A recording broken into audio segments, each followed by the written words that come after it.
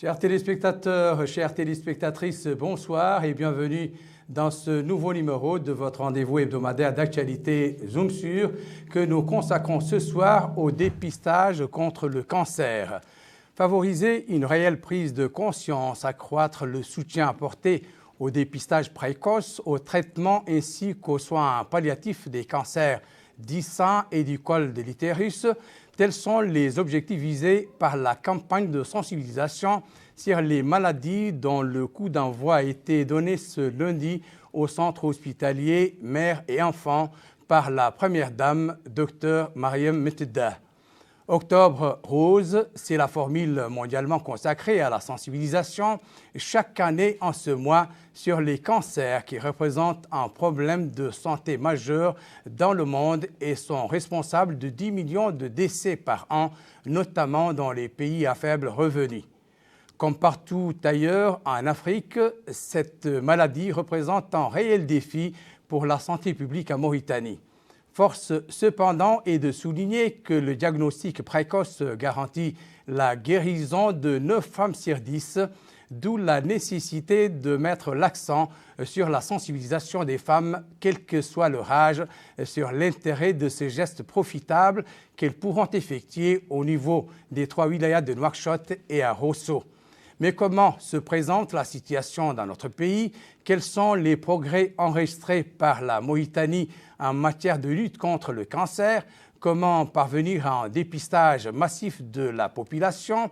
Pour obtenir des réponses à ces questions, nous avons invité Dr Ertil Benina Mendzain, directrice du Centre national d'oncologie, Dr Fatimetou Ment Abdelkader, directrice du Centre hospitalier mère à enfants, et Mme Fatimetou Ment Moulay, présidente de l'Association des sages-femmes. Bonsoir et merci d'avoir répondu favorablement à notre invitation.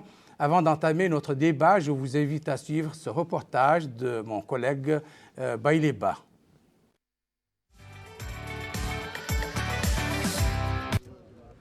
L'objectif de la campagne est de contribuer à la réduction de la morbidité et la mortalité des cancers du sein et du col de l'utérus chez les femmes âgées de 25 ans et 65 ans. Une campagne placée sous le haut patronage de la première dame Mariam Mtida qui a supervisé le lancement à partir du centre hospitalier mère et enfants. Les 3 wilayas de Nouakchott et la ville de Rosso constituent les zones d'intervention de dépistage précoce des cancers du sein et du col utérin. Et à cette occasion, le ministre de la Santé, Sidi Ould Zahaf, a indiqué que la présence de la première dame est une preuve éloquente de l'intérêt et du soutien que le président de la République porte à la lutte contre les cancers qui constituent une charge économique et sociale.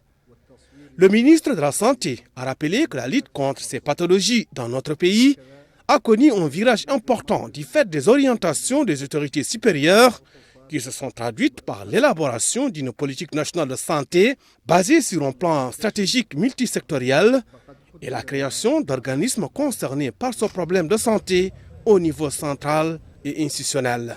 Concernant le cancer du col de l'utérus, Sidi Ould Zahaf a fait savoir que le vaccin a été introduit pour les filles de 9 à 14 ans. Autre allocution, c'est celle faite par le maire de la commune de Lixar, Mohamed Saleh Koul Ammar, qui a loué la mise en œuvre de cette campagne afin de sensibiliser aux dangers du cancer du sein et du col de l'utérus comme moyen d'éviter leur infection et d'encourager les efforts entrepris par les autorités sanitaires. La cérémonie a également donné lieu à la présentation des objectifs de la campagne, les tranches d'âge cibles entre autres. Ainsi, la population cible dans les zones d'intervention du projet est estimée à 297 300 femmes. Selon les données statistiques dévoilées lors de la présentation du projet, le cancer du sein est le plus fréquent avec 16%, suivi du cancer du col de l'utérus avec 7%. La tranche d'âge 35-55 ans est la plus touchée avec 40%. Par ailleurs, la première dame a visité les ailes du centre hospitalier mère et enfants. Sur place, elle a été édifiée sur les conditions du travail et les efforts déployés pour améliorer les prestations sanitaires.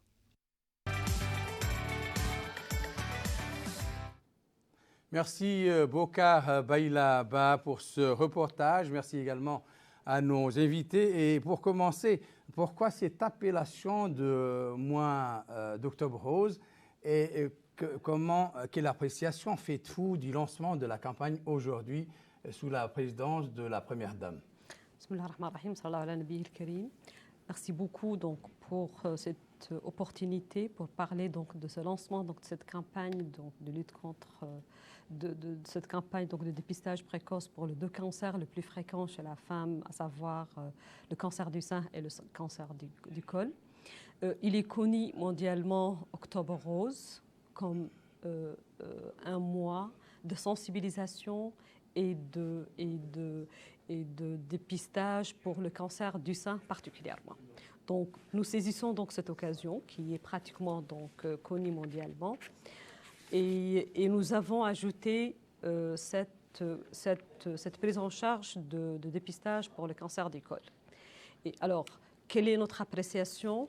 Nous pensons que le lancement aujourd'hui, pour nous en tout cas, équipe multidisciplinaire donc chargée donc de la coordination de cette campagne, on pense que pour nous c'est une réussite.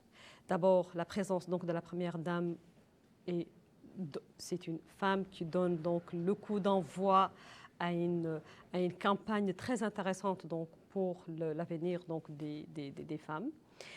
Ça a été organisé au niveau de la structure de référence pour la prise en charge de la femme en Mauritanie, qui est l'hôpital Mère-Enfant. Et tous les partenaires multidisciplinaires, les partenaires de coopération donc avec le département donc de santé ont été présents. Donc nous estimons que le lancement était très satisfaisant. Nous pensons même que la barre a été mise à un haut très élevé et ça va nous poser donc le défi de la réussite de cette campagne. Docteur Fatimatou Abdelkader, vous étiez là également. Quelles étaient vos impressions? Comment s'est passé ce lancement aujourd'hui? Merci, Adèle. Donc, comme vous, je suis heureuse aujourd'hui, ce soir, heureuse pour parler de ces fléaux. En fait, ces deux cancers touchent nos femmes à un âge trop précoce et malheureusement avec des stades trop avancés. Moi, je suis gynécologue et j'ai exercé ici donc, dans les hôpitaux de Nouakchott, soit à l'hôpital national et même à l'hôpital Mère et Enfants. On voit depuis des décennies, malheureusement, que nos femmes arrivent trop tard dans les hôpitaux, dans les structures sanitaires, parce qu'elles ne sont pas sensibilisées et elles ne sont pas vaccinées. Malheureusement, heureusement que ces deux cancers, cancer du sein et cancer du col, sont évitables. Surtout les cancers du col, il est évitable par la vaccination. Heureusement que l'État a commencé cette année la première campagne de vaccination pour les jeunes filles et c'est le seul moyen qui garantit l'éradication de ces cancers du col. Concernant aussi les cancers, les femmes qui n'étaient pas vaccinées, heureusement qu'on a toujours de la chance de faire le dépistage précoce grâce aux frottis cervico-vaginaux et à la colposcopie qui sont disponibles dans nos structures de santé. Les sages-femmes sont rodées pour les frottis et même pour la colposcopie qui est dans notre hôpital depuis plus d'une année. Et donc, on a les moyens de faire ces diagnostics précoces. On a les moyens de prendre en charge ces femmes précocement pour éviter les complications qui sont fatales pour toute la population, pour tous les pays. Heureusement que le centre d'oncologie est là pour diminuer les taux trop élevés d'évacuation sanitaire qui coûtaient tellement de l'argent, mais on continue toujours à souffrir au niveau du centre et au niveau des hôpitaux parce que les femmes arrivent trop tard et ça épuise l'économie, la santé de toute la population, de tous les foyers parce que la femme, c'est elle le noyau du foyer. Donc les enfants sont perdus. Donc tout c'est dommage. Et c'est évitable. D'accord. Madame Fatimatou Moulaye, vous êtes, je le rappelle, présidente de l'association des sages-femmes. Pourquoi cette négligence de la part des femmes qui n'affluent pas sur les centres, qui ne prennent pas la précaution de venir très tôt pour se faire soigner contre cette pandémie? Merci de cette occasion. Et vous êtes libre également de revenir sur le lancement de l'activité aujourd'hui, Merci vos de impressions. l'occasion. Ouais. Moi, je dirais que c'est d'ailleurs là l'objectif de cette campagne et de cette appellation Octobre Rose qui est essentiellement focalisée sur la sensibilisation parce que le défi aujourd'hui, c'est d'améliorer l'accès des femmes les plus vulnérables et les plus loin des systèmes de santé à bénéficier de ce dépistage précoce. Parce que, comme l'ont dit des professeurs, c'est vraiment le problème, c'est que le dépistage est en général tardif et ça c'est essentiellement dû à un manque d'information, un manque de sensibilisation, d'où vraiment notre rôle, nous, en tant qu'association et le rôle de toute la société civile qui a comme objectif d'épauler le secteur de la santé, bien sûr, mais surtout de réveiller, de partir un peu plus loin au niveau des populations les plus éloignées pour les éduquer, les sensibiliser et les informer parce que le problème c'est le manque d'information de ces femmes. Il y a aussi, bon, je dirais, en plus du manque d'information, il y a le manque de moyens, il y a donc, comme je l'ai dit, le défi c'est vraiment de trouver un système qui un peu rapproche, comment dirais-je, cette prise en charge globale dans un programme global de dépistage et de prise en charge des populations les plus vulnérables. Et comment expliquer un peu que le vaccin soit intégré au programme élargi de vaccination depuis avril déjà de cette année? Ça rentre dans... Mars, déjà. Oui, et ça rentre. cette faible affluence donc, des femmes sur les centres pour pouvoir se faire vacciner. Je suis désolée, Oui. les pédiatres et Oui, mais normalement, oui, c'est juste pour rappeler que c'est un directrice. problème c'est un problème de début, tout simplement. Parce qu'au début, on avait commencé avec les filles au début à 9 ans. Mais normalement, Quelles sont justement les tranches d'âge qui sont... de préférence, donc, comme vous le savez, comme le sache la plupart de la population un peu cultivée médicalement, que le cancer du col, c'est un cancer, c'est une maladie sexuellement transmissible. Donc c'est une maladie par un virus, c'est une maladie évitable par la vaccination comme la rougeole, comme la grippe, comme le Covid. Donc si la fille, normalement on doit vacciner la fille quelques années avant le premier rapport sexuel. Donc pour éviter le développement au bout de quelques années de ce virus qui est l'HPV virus. Donc, au bout de quelques années, ça va éviter l'évolution vers des lésions précancéreuses qui, eux aussi, si on les diagnostique à temps, on évite dans 10 ans, 12 ans, 15 ans l'évolution vers un vrai cancer. Est-ce qu'on peut avoir déjà une idée du nombre de personnes recensées pour 2020, 2021, par exemple? Pour le vaccin ou pour le cancer? Non, des personnes atteintes par... Voilà. Oui, je sais. Alors, je retourne un tout petit peu donc sur la vaccination. Je pense que de toute façon, déjà, son introduction dans le PEV, c'est déjà une mesure donc, de lutte contre ce cancer. Certes, la campagne précédente était la première campagne.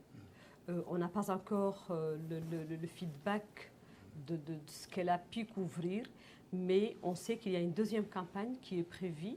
Et donc, je pense que le fait déjà qu'elle commence donc à être intégrée dans le PEV, ça, normalement, durant les années prochaines, on doit avoir normalement il y a sûrement une certaine réticence. Il y a les mamans qui appellent pour poser des questions, est-ce qu'il y a des soucis ou pas? Et c'est tout à fait logique pour toute introduction nouvelle.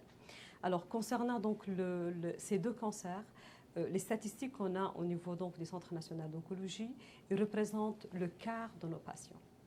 Imaginez qu'on ait une structure de référence pour la prise en charge de tout cancer, quelle que soit donc la localisation, quel que soit donc le sexe. Et là, rien que ces deux tumeurs, elles sont en train pratiquement de prendre un quart de notre activité. Ça veut dire un patient sur 4 qu'on prenne en charge au niveau du CNO, et soit un cancer du sein, soit un cancer du col. Avec malheureusement des diagnostics tardifs qui vont jusqu'à 60% pour le sein et 80% pour le col. Ça Ça veut dire que c'est des stades diagnostiqués à un stade de 3 ou 4. Et on a un taux de décès aussi qui est quand même au niveau hospitalier, qui est plus ou moins alarmant, qui va entre 12 et 18% donc de nos décès hospitaliers. Donc, c'est quand même des chiffres qui sont là. On fait annuellement entre 110 et 120 cas pour le cancer donc du sein. Et là, on sait qu'il y a cette possibilité donc, de faire ce dépistage et ce diagnostic précoce partout. Et on sait qu'on a l'arsenal thérapeutique qu'il faut pour les prendre en charge, mais les prendre en charge à un stade précoce. Malheureusement, elles sont recrutées à un stade avancé. Certes, il y a des lignes thérapeutiques qui améliorent un tout petit peu donc, la chose, mais ce n'est pas quand on pèse ce qu'on dépense dans le volet thérapeutique. On constate l'inefficacité de ce qu'on a fait. Alors que si on avait dépensé une part de ce budget destiné à la thérapie en amont, ça veut dire dans ce qu'on est en train de faire donc, en matière de dépistage, certes les résultats peuvent être meilleurs. Et pourquoi une vaste campagne? Est-ce que vous craignez la réticence des populations, l'affluence des gens sur le Moudira? D'habitude, quand on parle campagne, c'est une campagne.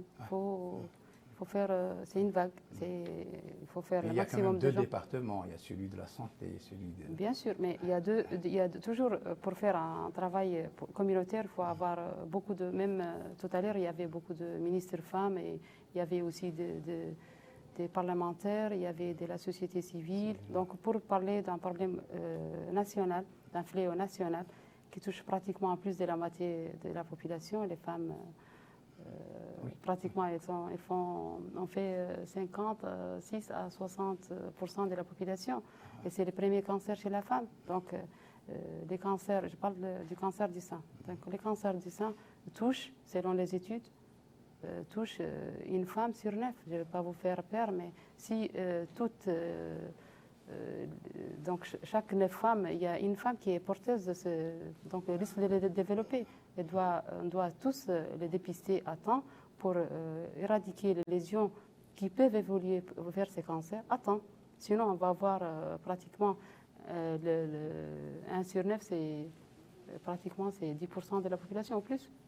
D'accord. Et devant cette situation, on se demande pourquoi le pays a pris du temps avant d'introduire ce vaccin dans le programme. Est-ce que la sonnette d'alarme n'a pas été tirée à temps? Qu'est-ce qui ne va pas? En tout cas, c'est déjà pas mal oui, qu'il est déjà dedans. Et je pense que ça fait quelques années que l'introduction était en train de préparer. En général, toute introduction n'est pas évidente. Nécessite le premier pas, oui. Voilà, même l'introduction du vaccin de l'hépatite, même l'introduction de n'importe quel vaccin classique, ça pose parfois des problèmes. Donc, moi, je regarde les choses d'un œil un peu positif. Certes, les choses sont en train de s'améliorer au niveau national en matière de ressources humaines, en matière de sensibilisation, en matière donc de conscience, donc des soignants et de la population. Et donc, je pense que cette introduction, elle vient vraiment oui, juste le fait de l'introduire, en fait, c'était prévu depuis une année, mais il y avait le phénomène Covid. Mais tout ça avec les nouveaux, toutes les nouvelles machines et tous les nouveaux appareils qui sont là, même le colposcope est nouveau et ça existait depuis des décennies dans les pays voisins. Donc on était obligé d'évacuer des patients juste pour faire la colposcopie, alors que ça existe maintenant. Donc tout ça rentre dans les efforts que font les autorités pour rapprocher un peu améliorer la qualité des soins. Et améliorer la qualité jusqu'au... Et s'agissant un peu de l'efficacité du vaccin, est-ce qu'il offre une protection suffisante contre cette pandémie? Oui, les vaccins, ça existe depuis les années 2000 et ça a prouvé ça a un feedback de plus de 20 ans. Donc tous les pays développés, ils exigent déjà. Ce n'est pas obligatoire, mais c'est presque. Donc toutes les collégiennes, ils sont vaccinés partout, même la plupart des gens cultivés, des gens branchés, font le vaccin en amenant leurs filles dans les pays voisins où c'est un peu vulgarisé. Et puisqu'on parle un peu des collégiennes qui se font vacciner, est-ce que le département n'a pas une campagne de sensibilisation qui soit orientée vers les établissements d'enseignement, aussi bien secondaires et universitaires, pour que dès le bas âge déjà, on a conscience de la gravité de ce problème. Et je m'adresse à toutes mes invités, bien sûr. Allez-y. Je pense que l'introduction du vaccin a été en amont précédée de l'élaboration d'un plan de communication autour de la matière, parce qu'il y avait encore, certes, attendu des réticences, surtout en général, c'est comme ce qui a été fait par exemple par rapport au vaccin contre le VAT. Les gens disaient, ça c'est un vaccin pour faire la stérilité des filles. Donc il y avait nécessité de faire un plan de communication autour où tous les acteurs étaient impliqués. L'enseignement, les parents, les associations de parents d'élèves, la société civile, le MASEF, tout le monde.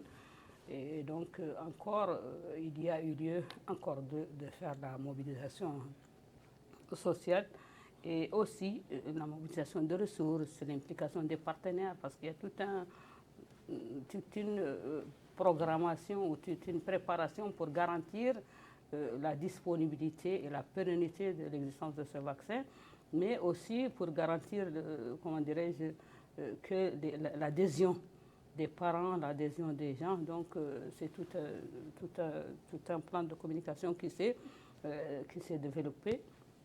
Mais il y avait aussi que certains pays comme le nôtre, depuis des années, il y a d'autres, je pense qu'on était au rang 100 ou 100 et quelques, si je me rappelle bien, des pays qui ont introduit le vaccin dans le programme élargi de vaccination.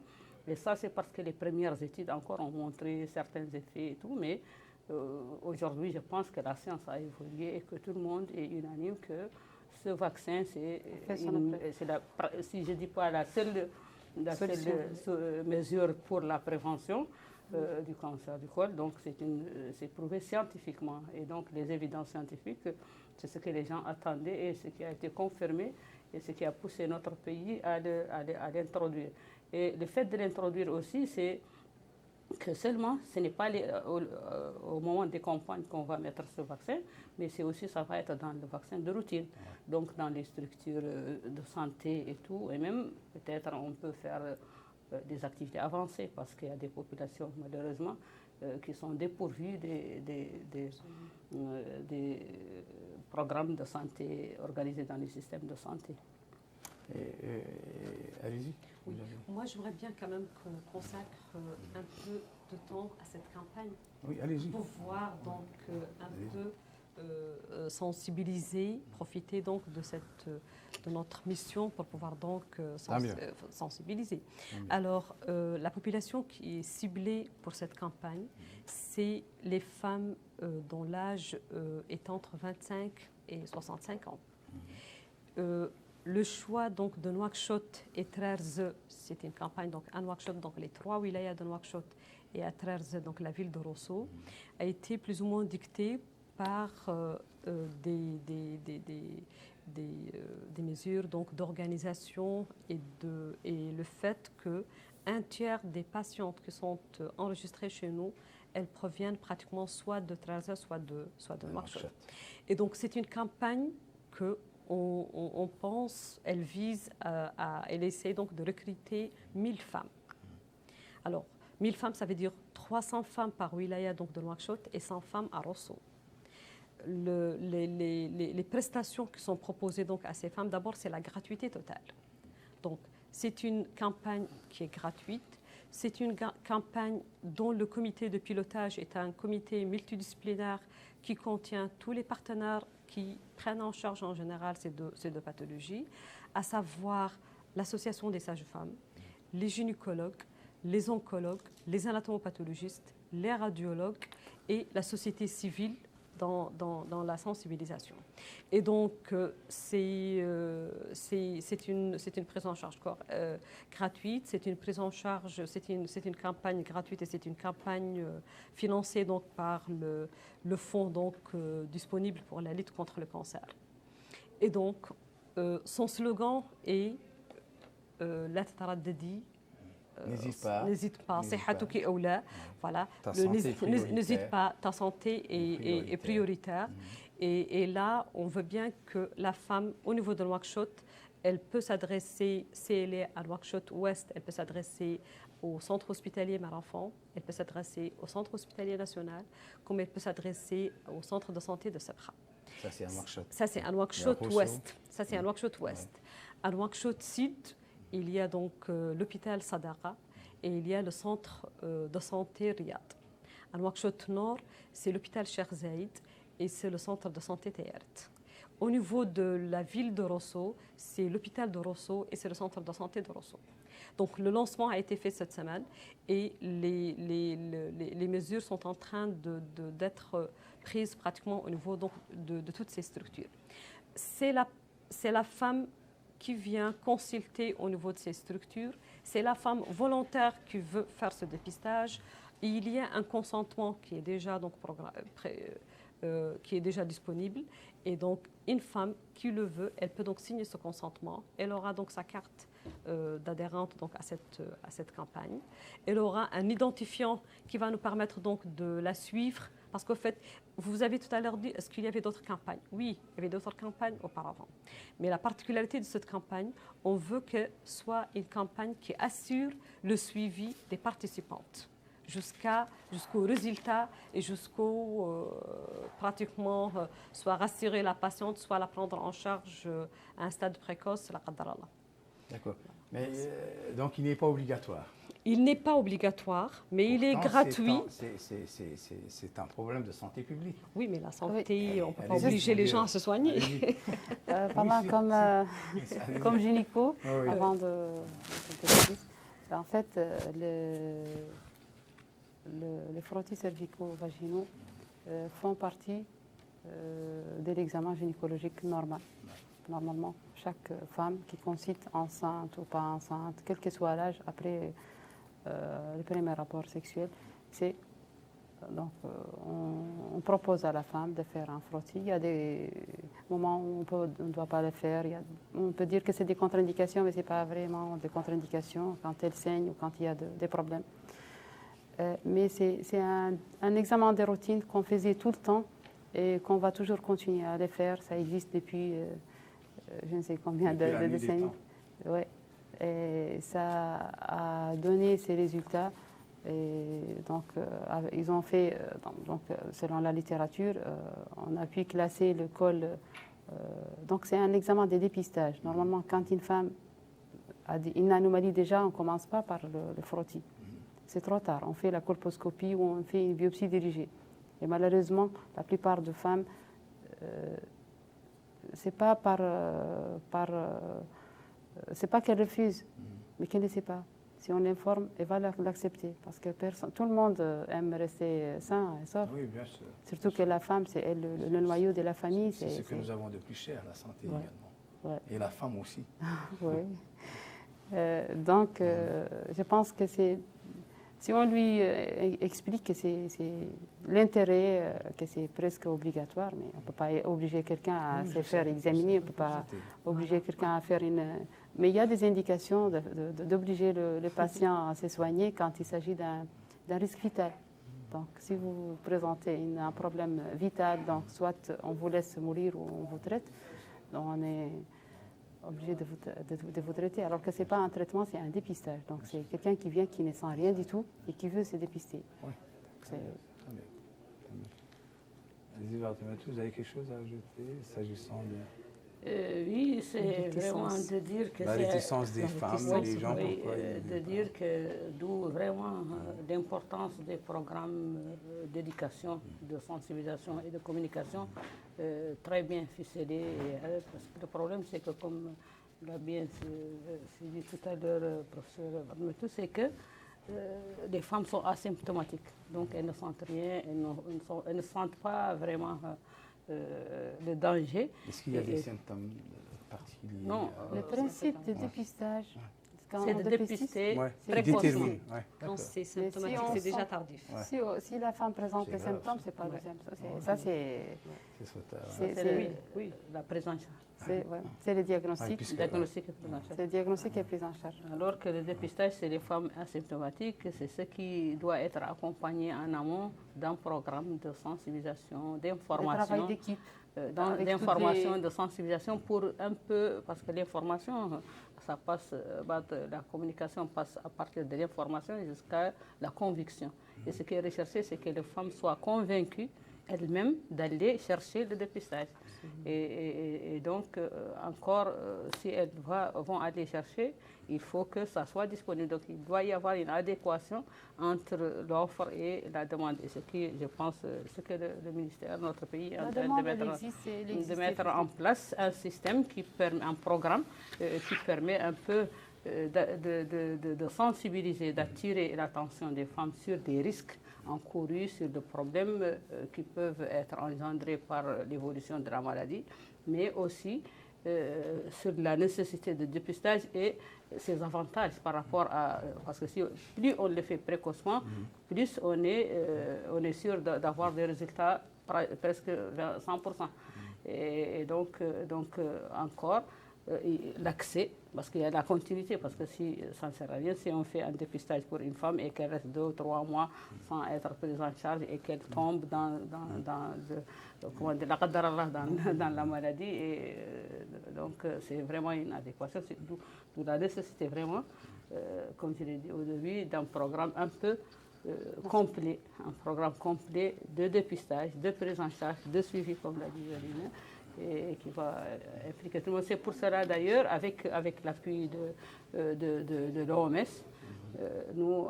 les deux associations de sages-femmes et des gynécologues ont désiré de mettre en place des unités fixes de dépistage continu à TERT et à Riyad. Et donc ça permet un peu de faire ce dépistage précoce et surtout de sensibilisation et de mobilisation des ressources et des partenaires, de tous les acteurs. L'attirer l'attention, c'est aussi, Octobre Rose, c'est aussi une occasion de plaidoyer. Et je pense qu'il n'y a pas mieux que la présence, comme l'a dit, de la Première Dame, comme vraiment, comment dirais-je, témoin de l'importance vraiment du sujet. Mais aussi, il faut que tous les acteurs s'intéressent, s'impliquent, investissent parce que c'est vraiment un fléau, si j'ose dire, un fléau vraiment qui touche une tranche de la population qui est vraiment vulnérable, les femmes, et qui ont déjà encore le taux de mortalité déjà un peu... Allez-y. Juste docteur. pour Oui, appuyer à ce compléter, qu'avaient dit mes deux collègues, pour dire que la présence de la Première Dame aujourd'hui, ça prouve l'engagement des autorités politiques. Et ceci montre aussi la présence de ministres, ministres femmes. Il y avait quelques ministres femmes qui étaient là. Et ça prouve vraiment que le programme sanitaire, c'est un engagement qui est... C'est une volonté de ce pays. Donc ça nous garantit le fait que ce n'est pas comme les fois passées. Donc, avec Fatimetou, depuis une dizaine d'années, on avait commencé plusieurs campagnes de dépistage. Donc, très difficile, dans des très conditions difficiles, très difficiles. donc, on arrive à faire des dizaines de frottis, mais sans issue. Parce qu'on n'avait pas là une volonté politique et un programme soutenu par les autorités. Donc, en effet, malheureusement, ça n'a pas d'issue, ça n'a pas de suite.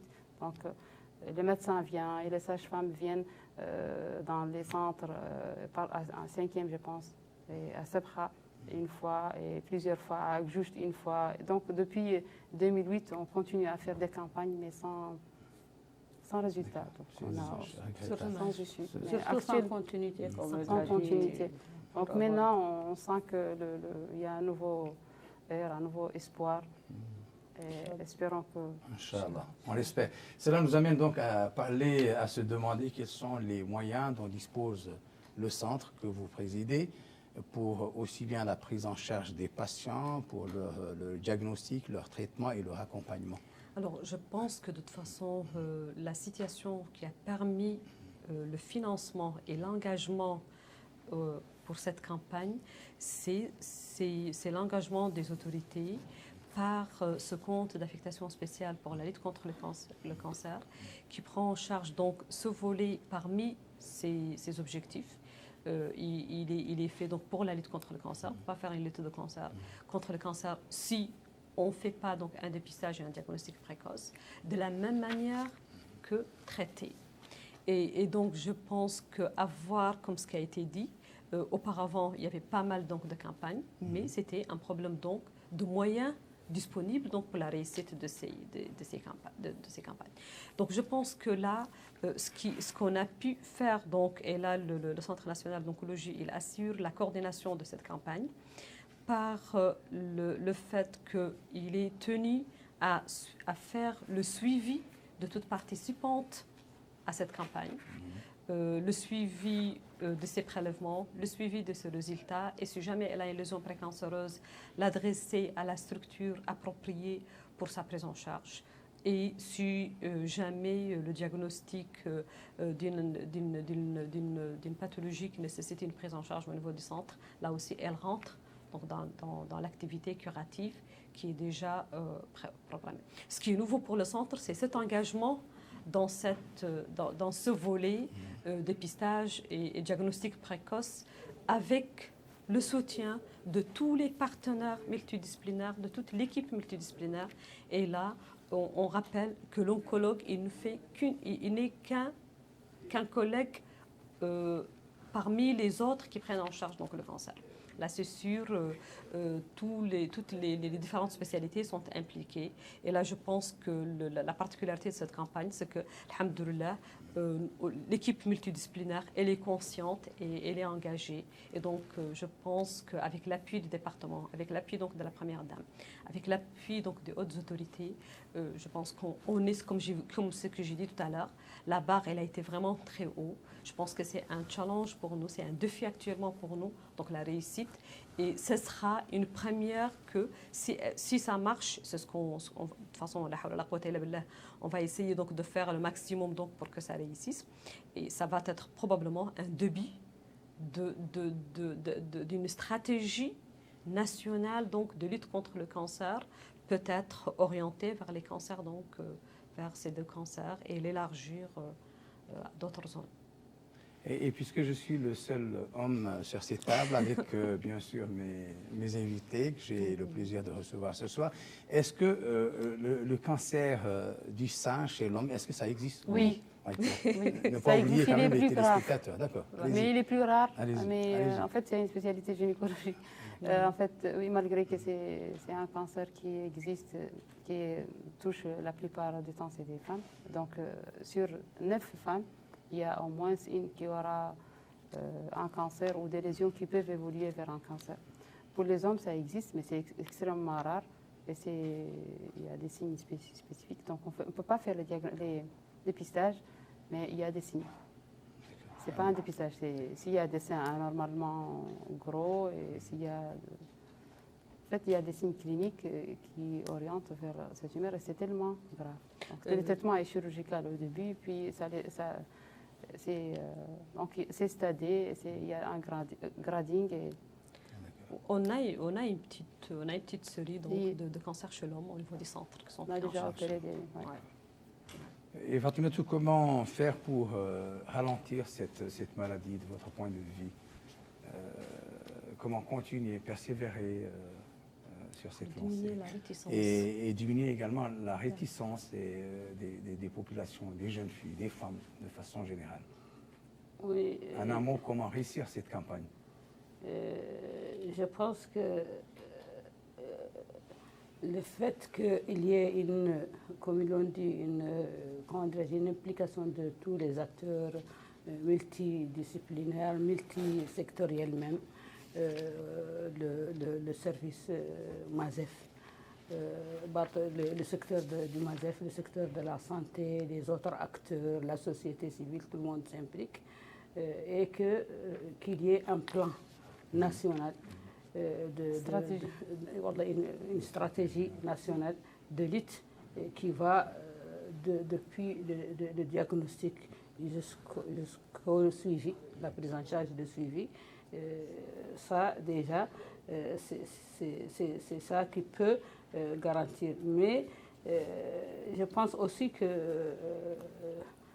le témoignage est que c'est même bénéfique pour le pays sur le plan même financier, parce qu'on se rappelle les dernières années avant que la plupart des évacuations étaient dues au cancer, et donc le pays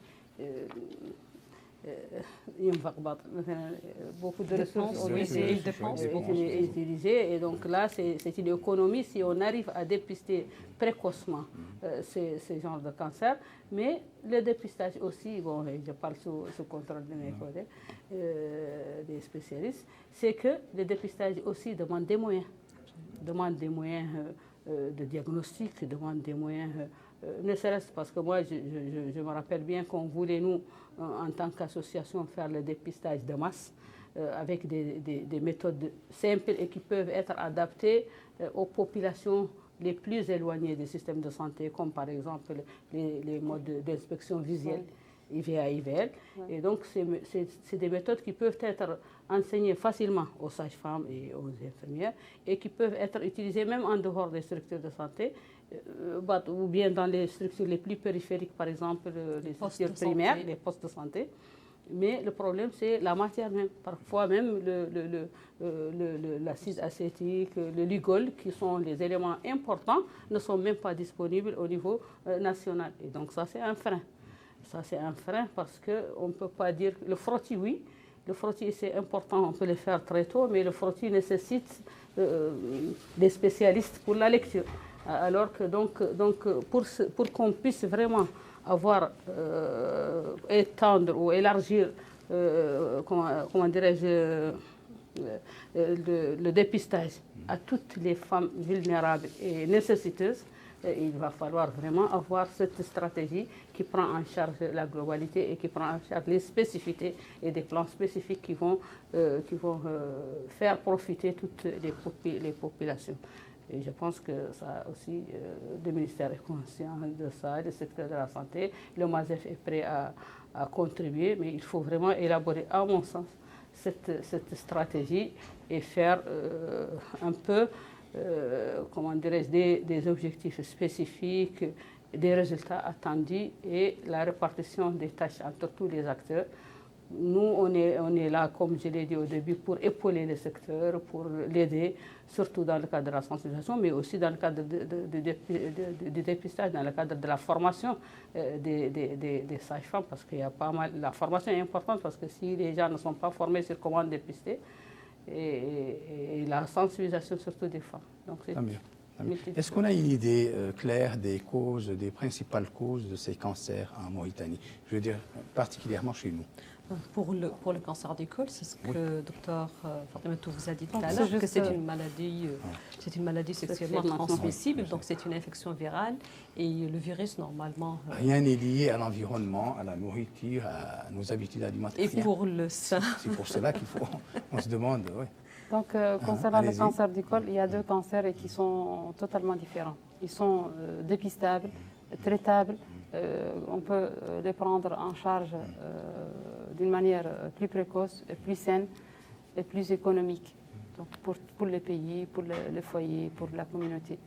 En fait, pour les cancers du col, sa physiopathologie, comme ma collègue l'a déjà dit, c'est un problème viral dans plus de 90% des cas.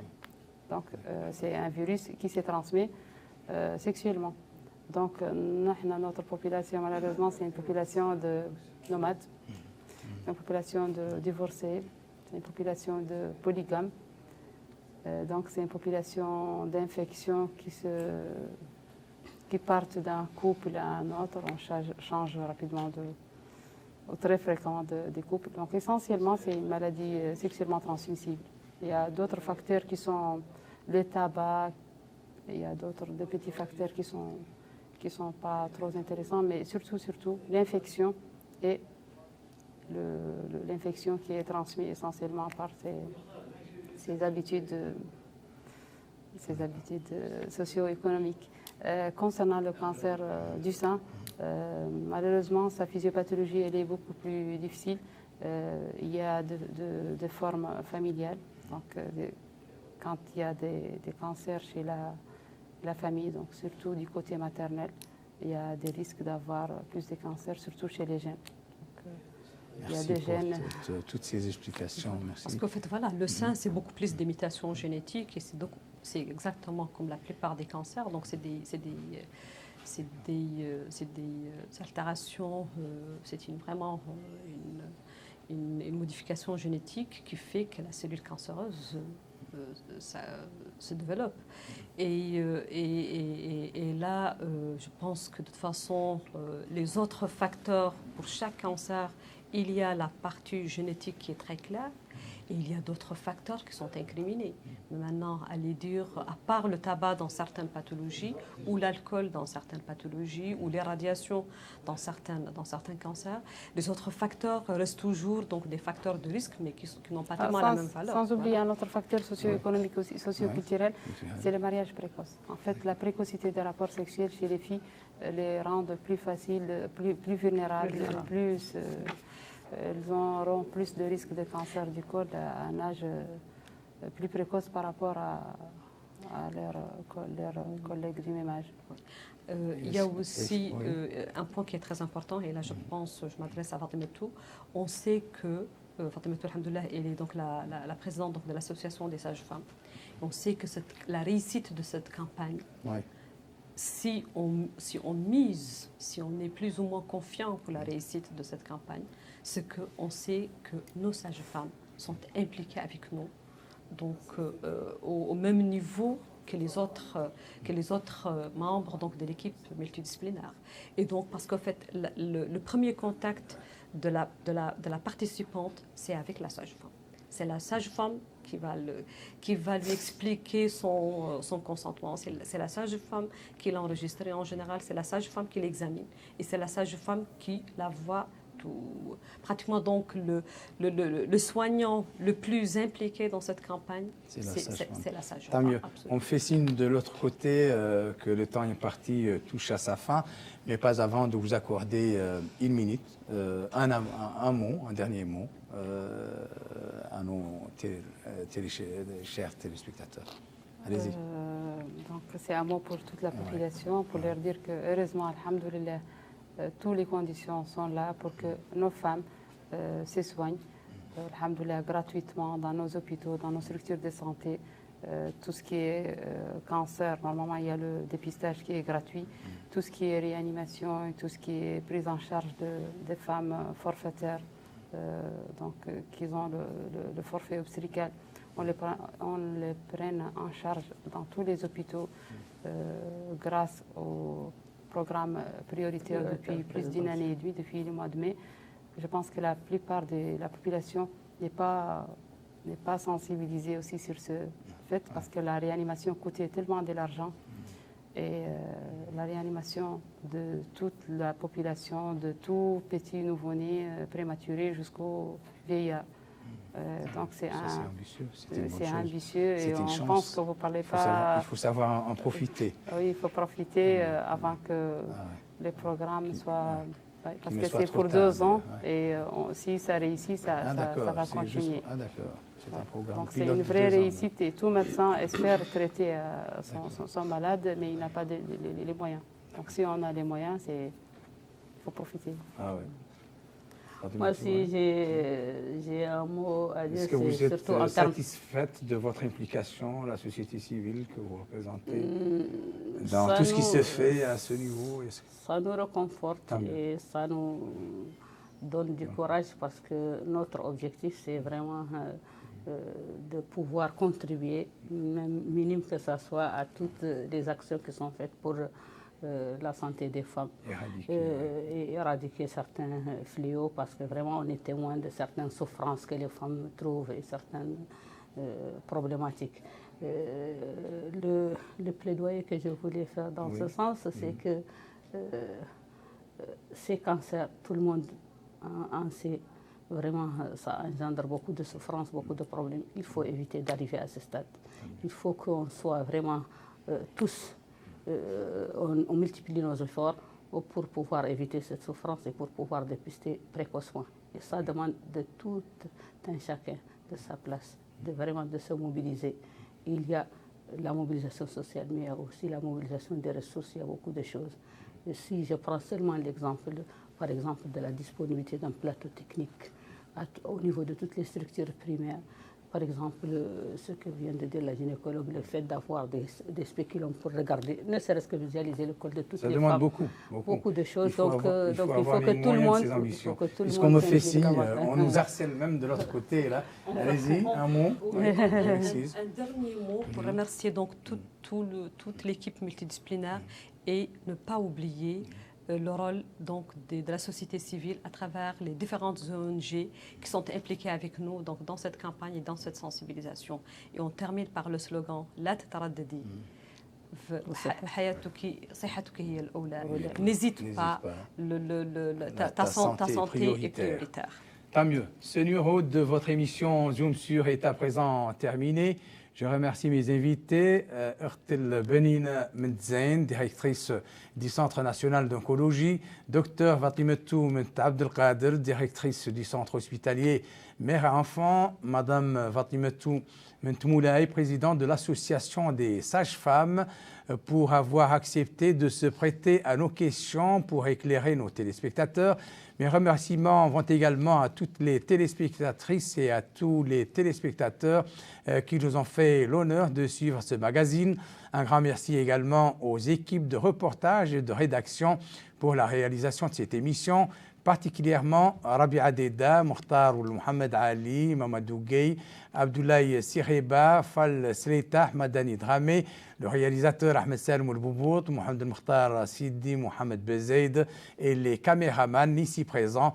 Excellent moment avec la suite des programmes d'El Mauritania. Bonsoir à tous et à toutes et très vivement pour un nouveau numéro Zoom sur.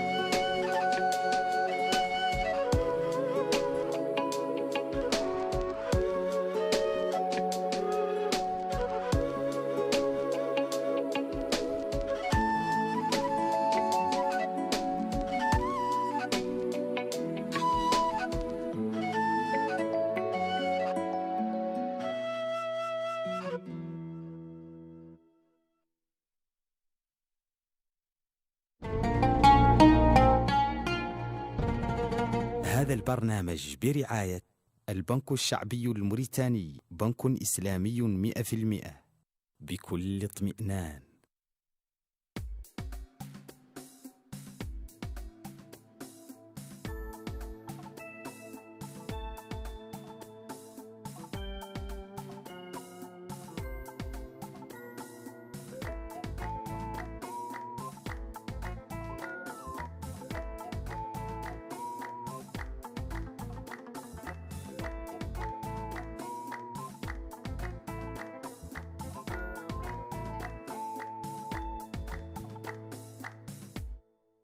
مشاهدينا الأعزاء، مشاهدي قناة الموريتانية، نحييكم في هذه الحلقة الأولى من برنامجكم معاملات. يسعدني أن أكون معكم في هذه الحلقة التي نطرح فيها التساؤلات الجوهرية والتساؤلات المبدئية لهذه الحلقات المباركة. السؤال الأكبر عندما نتحدث عن المعاملات المالية الإسلامية هو: لماذا أختار المعاملات المالية الإسلامية أصلا؟ أختار المعاملات المالية الإسلامية أولا لأنها فريضة شرعية،